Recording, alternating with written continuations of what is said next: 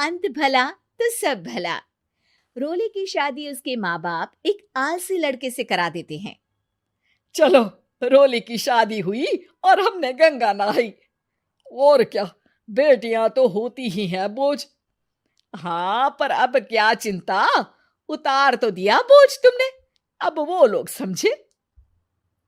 ससुराल में रोली का पति कहता है, देखो, मैं कोई काम नहीं करता, ये बात तुम्हारे मम्मी पापा को बता दी थी मैंने।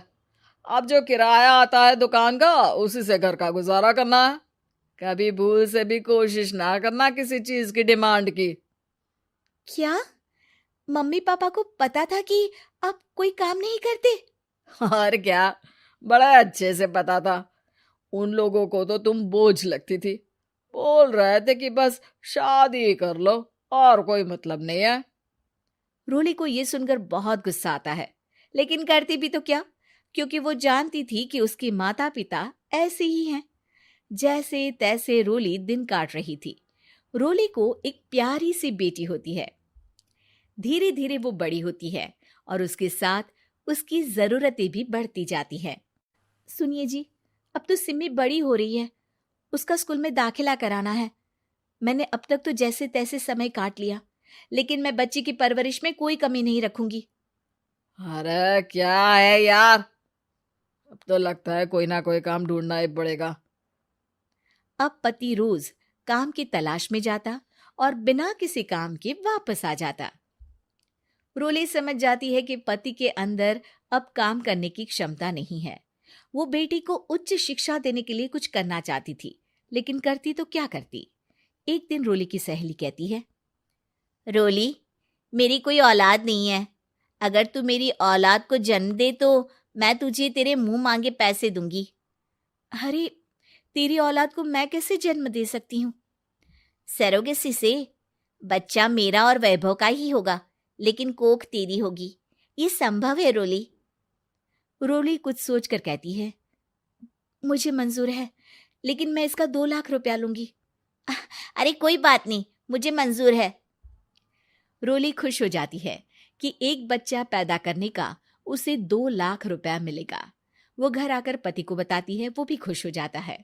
अब क्या था, डॉक्टर के पास जाकर सहेली का बच्चा रोली की कोख में पलने लगता है। मुझे 20,000 चाहिए मेरे बेटी के एडमिशन के लिए। हाँ हाँ ठीक है, मैं उसके एडमिशन से लेकर सारे खर्चे उसके अकाउंट में डाल रही हूँ। रोली की बेटी का एडमिशन हो जाता है। रोली को लगता है कि वो अब सब कुछ ठीक कर देगी। दिन और महीने आगे बढ़ते हैं। अब एक दिन, एक बात कहूँ जी, काश इस बच्चे को मैं रख पाती। मैं अब इससे काफी जुड़ गई हूँ। अरे यार, पता नहीं किसका बच्चा है, अपने पास है ना अपनी मुन्नी। हाँ, लेकिन अब मैं भी इस बच्चे से जुड़ाव फील करने लगी हूँ। लेकिन मैं ये जानती हूँ कि ये मेरा बच्चा नहीं है। दोनों की जिंदगी ठीक चल रही थी, लेकिन कहते ना कि सुख का पल ज्यादा लंबा नहीं होता। एक दिन रोली की सहेली का फोन आता है। रोली, मुझे अब ये बच्चा नहीं चाहिए, मैं अपने पति को छोड़ रही हूँ। अरे लेकिन मुझे पैसों की जरूरत है, बच्चा तुम्हारा है, मैं क्या करूंगी? सहेली बिना कुछ बोले फोन काट देती है, फोन स्विच ऑफ कर देती है। लेकिन रोली के जीवन का तूफान यहीं नहीं रुकता। रोली, मैं इतना भार नहीं उठा सकता। आज पढ़ाई का पैसा मांग रही हो, कल को शादी, कॉलेज और पता नहीं क्या क्या। मैं तुम्हें छोड़ रहा हूँ, अपनी बच्ची उठाओ और निकलो इस घर से। अरे पर मैं कर तो रही हूं ना बच्चे के लिए काम, आप आराम से रहिए ना। क्या काम कर रही हो, देख रहा हूं मैं। ये छोटा शहर है, यहाँ लोगों को बात बनाते वक्त नहीं लगता। तो मैं क्या करूं? ज्यादा पढ़ी लिखी नहीं हूं, कैसे घर के खर्चे चलाऊं? और आप तो काम करना ही नहीं चाहते। हाँ, ना चाहता हूं और ना ही करूंगा। रोली को पति की बात पर काफी गुस्सा आ जाता है। ठीक है, अगर मेरे जीवन में संघर्ष ही लिखा है तो वही सही। इस वक्त पति होने के नाते आपको मेरा साथ देना चाहिए था, लेकिन नहीं, आपने तो इस हाल में मुझे घर से बाहर निकालने की बात कह डाली। देखो, ये सारी फालतू की बातों के लिए वक्त नहीं है मेरे पास। रोली, जिसकी कोख में किसी और का बच्चा था और साथ छोटी सी बेटी, पति का घर छोड़कर रास्ते पर आ जाती है। रोली के पास मायके के सिवा दूसरा कोई रास्ता नहीं होता। अरे रोली कैसी है? कितने दिनों के लिए आई है? हमेशा के लिए माँ। वो माँ को सारी बात बता देती है। ओए लड़की, इतनी हिम्मत का काम कर लिया। अरे ना ना, यहाँ कोई जगह नहीं है। तुम तो अपना बोरिया बिस्तर उठाओ और निकलो यहाँ से। रोली के पास अब मायके का रास्ता भी नहीं बचता। वो चुपचाप बच्ची को लेकर जा रही थी कि उसे दर्द होता है और वो डॉक्टर के पास चली जाती है और फिर वहां वो एक प्यारे से बेटे को जन्म देती है। कितना प्यारा है, कितने अभागे हैं इसके माँ बाप जो इसके पैदा होने पर भी नहीं है। तभी वहां डॉक्टर आ जाती है। रोली, बच्चे के पिता तुमसे मिलना चाहते हैं। आपका बहुत बहुत शुक्रिया। मैं इस बच्चे को पालूंगा, भले ही इसकी माँ ने इसे छोड़ दिया हो, पर मैं अपनी जिम्मेदारी निभाऊंगा। तो क्या आप मुझे इसके पैदा करने के लिए जिन पैसों की बात हुई थी वो भी देंगे? हाँ, और साथ ही आप चाहें तो मेरे घर में रहकर मेरे बच्चे की देखभाल भी कर सकती हैं। मैं उसके लिए आपको सैलरी दे दिया करूंगा। रोली को लगता है कि जैसे भगवान ने उसके लिए सुकून का रास्ता खोल दिया। वो अब मुकेश के साथ उसके घर चली जाती है, जहां रहकर वो उस बच्चे की देखरेख करती है। अब मुकेश के घर को रोली अच्छे से संभाल लेती है।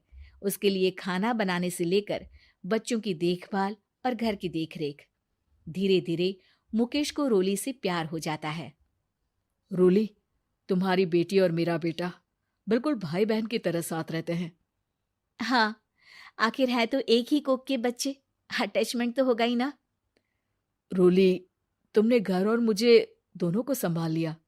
ये तो मेरा काम है। आपने भी तो मुझे छत दी जिससे मैं अपनी बेटी की पढ़ाई और भविष्य के लिए पैसे जोड़ सकूं। अब रोली, क्या तुम मुझसे शादी करोगी? अब मैं जानता हूं तुम्हारी भी शादी कुछ खास अच्छी नहीं रही। रोली को मुकेश की बात ठीक लगती है। वो उसे हाँ बोलने की सोच ही रही होती है कि उसके पहले पति का फोन आ जाता है। रोली, मैं बहुत परेशान हूँ। मेरा एक्सीडेंट हो गया है। मैं चाहता हूँ तुम वापस आ जाओ।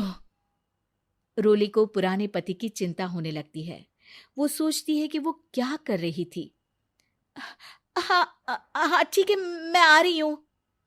हाँ रोली, आ जाओ, लेकिन बच्ची को कहीं हॉस्टल में छोड़कर आना, क्योंकि मैं नहीं चाहता कि हम लोगों के बीच फिर से वो सारी बातें हो। रोली को समझ आ जाता है कि पति आज भी सुधरा नहीं है। वो पति के पास जाने से इनकार कर मुकेश को हाँ कर देती है।